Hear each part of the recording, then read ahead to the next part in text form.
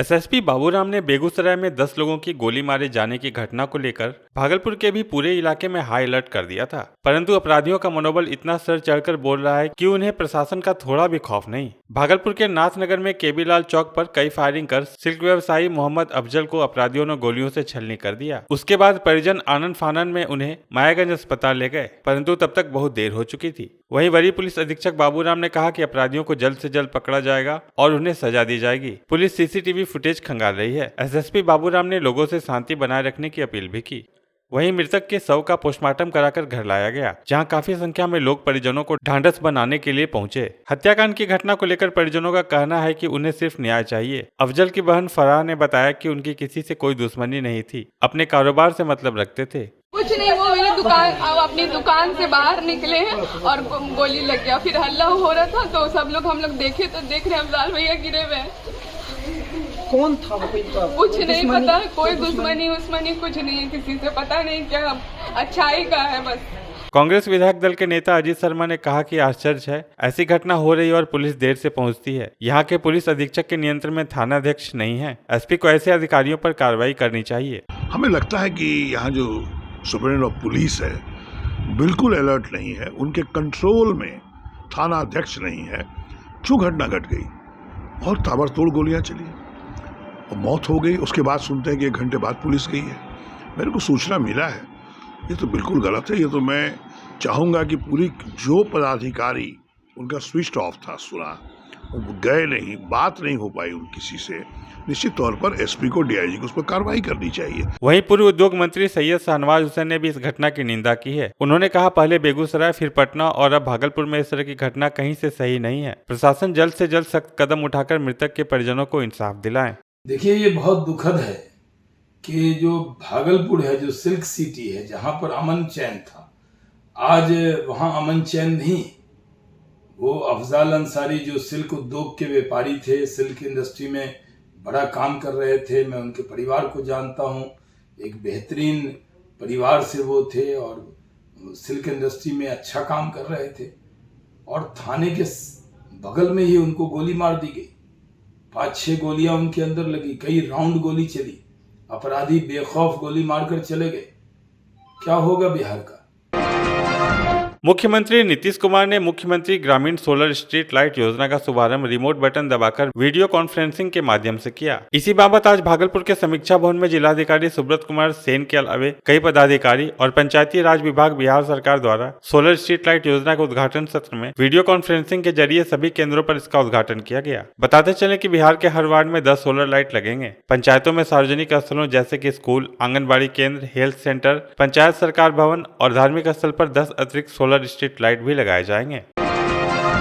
बिहार इतिहास परिषद द्वारा तिलका मांझी भागलपुर विश्वविद्यालय अंतर्गत तेज नारायण बनेली महाविद्यालय भागलपुर में 2 दिवसीय 10वां अधिवेशन का आयोजन विश्वविद्यालय के बहुउद्देशीय प्रसाल में आयोजित किया गया। यह अधिवेशन 15 सितंबर से 16 सितंबर तक चलेगा। कार्यक्रम की शुरुआत विश्वविद्यालय के कुलगीत से हुई। उसके बाद सभी मुख्य अतिथियों और विशिष्ट अतिथियों, जिनमें कांग्रेस विधायक दल के नेता अजीत शर्मा, मुंगेर विश्वविद्यालय के कुलपति, तिलका मांझी भागलपुर विश्वविद्यालय के प्रति कुलपति सहित गणमान्य लोगों ने सामूहिक रूप से दीप प्रज्वलन कर प्रारंभ किया। अधिवेशन में दिल्ली विश्वविद्यालय, कोलकाता विश्वविद्यालय सहित देश के अन्य विश्वविद्यालयों के साथ साथ प्रदेश के कई विश्वविद्यालय के इतिहासकार अधिवेशन में शामिल हुए। सम्मेलन के दौरान इतिहास के 4 आयामों को लेकर चर्चा की गई, जिसमें वर्तमान बिहार के इतिहास, प्राचीन बिहार का इतिहास, मध्यकालीन बिहार का इतिहास और समकालीन बिहार के इतिहास पर चर्चा की जाएगी। कार्यक्रम के दौरान कार्य विवरणिका एवं स्मारिका का विमोचन किया गया। उसके बाद तारीख के पन्नों पुस्तक का विमोचन भी हुआ। कार्यक्रम के अंत में बिहार इतिहास परिषद के सचिव प्रोफेसर दयानंद राय द्वारा धन्यवाद ज्ञापन करते हुए राष्ट्रगान के साथ कार्यक्रम की समाप्ति हुई। यहाँ पर इतिहास के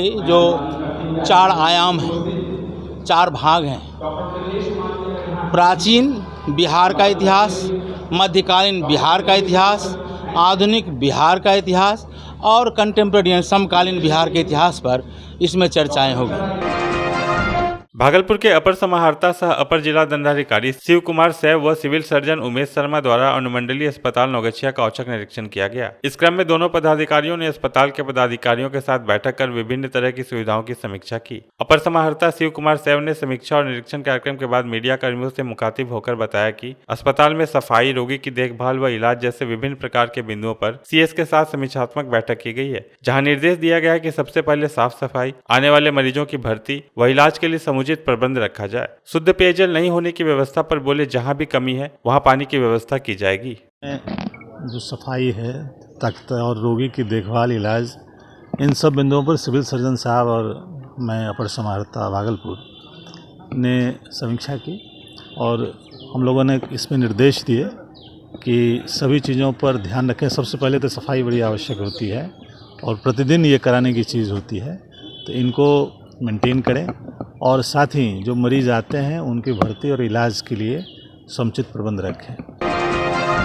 विश्वेश्वरैया जयंती अभियंता दिवस पर आज अभियंत्रण सेवा समन्वय समिति की ओर से भागलपुर के कंबाइंड बिल्डिंग के विश्वेश्वरैया परिसर में भव्य सांस्कृतिक कार्यक्रम का आयोजन किया गया। संस्थान के मुख्य संरक्षक इंजीनियर दिनेश प्रसाद ने डॉक्टर एम विश्वेश्वरैया की 161वीं जयंती और 56वें अभियंता दिवस समारोह को लेकर सबों को बधाइयां दी। कार्यक्रम का उद्घाटन बिहार सरकार के भवन निर्माण विभाग के अवकाश प्राप्त विशेष सचिव इंजीनियर कश्यप कुमार गुप्ता ने किया। समारोह के मुख्य अतिथि के रूप में अरविंद कुमार, अभियंत्रण महाविद्यालय के प्राचार्य, झारखंड के पेयजल अभियंता ओम प्रकाश उपस्थित थे। कार्यक्रम के दौरान सबसे पहले विश्वेश्वरैया की प्रतिमा पर माल्यार्पण कर पुष्पांजलि की गई। उसके बाद गोष्ठी और सांस्कृतिक कार्यक्रम का आयोजन किया गया।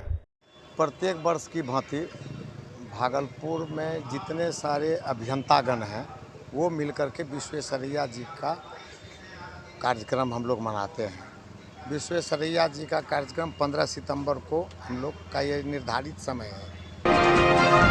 भारत की सबसे बड़ी भर्तीकर्ता कंपनी टीसीएस द्वारा शिक्षित बेरोजगार युवाओं को टेक्निकल प्रशिक्षण देकर उन्हें रोजगार देने हेतु क्रिएशन भागलपुर के सौजन्य से एक कार्यक्रम का आयोजन किया गया, जिसमें प्रत्येक 50 युवाओं को 2 बैचों में 4 घंटे का प्रशिक्षण टीसीएस के प्रशिक्षित शिक्षकों के मार्गदर्शन में बनाने की कवायद शुरू की गई। संस्थान के निदेशक ने बताया, यह प्रशिक्षण 1 माह का होगा, जिसमें स्नातकोत्तर व पोस्ट ग्रेजुएट के छात्र एवं छात्राएं काफी उत्सुकता से प्रशिक्षण ले रहे हैं। साथ ही उन्होंने यह भी बताया कि प्रशिक्षण के बाद चयनित उम्मीदवारों को टीसीएस कॉर्पोरेट कंपनियों के अलग अलग शाखाओं में नौकरी करने का अवसर दिया जाएगा। आज हम लोग टीसीएस जैसी कंपनी के साथ जुड़ करके एक ट्रेनिंग प्रोग्राम चला रहे हैं, जहाँ पे हम बच्चों को 1 महीने की मुफ्त ट्रेनिंग देंगे। क्रिएशन ट्रेनिंग ये प्रोग्राम लेकर के भागलपुर में आया है और इसमें हमारे साथ सहभागी रहे हैं श्री रावतमल नोपानी छात्रावास के अध्यक्ष श्री रामगोपाल पोद्दार जी, महामंत्री श्री आशीष शराफ जी और रमन शाह जी। और इस ट्रेनिंग के दौरान हम बच्चों को इंग्लिश, मैथमेटिक्स और एनालिटिकल स्किल के ऊपर शिक्षा देंगे और साथ ही साथ एम्प्लॉयबल कैसे बनना है इसके ऊपर बताएंगे।